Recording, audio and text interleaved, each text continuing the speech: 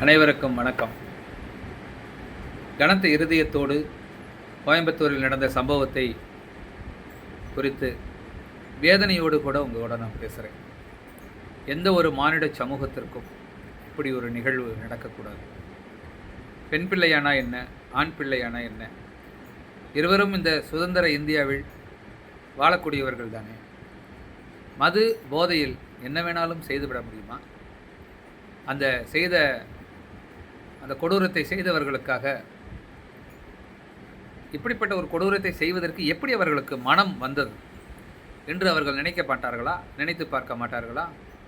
அந்த காரியத்தை யாராவது சரி என்று சொல்வார்களா? அந்த பெண்ணுடைய வேதனையை குறித்து நீங்கள் உணர்ந்திருக்கிறீர்களா? உங்களுக்கு அக்கா தங்கை கிடையாதா? நீங்களும் ஒரு தாய் வயிற்றில் பிறந்தவர்கள் தானே.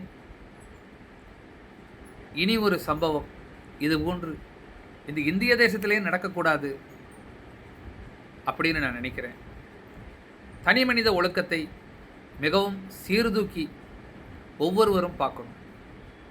ஒவ்வொருவரும் ஒரு அன்னை வயிற்றில் தான் பிறந்திருக்கிறோம். நதிகளுடைய பெயர்களிலே பெண் பிள்ளைகளுடைய பெயர்கள் இருக்கிறது. அந்த நதியை நீரை பருகி அதில் விளையக்கூடிய விளைச்சலை ஒன்றுதான் நாம் வாழ்ந்திருக்கிறோம்.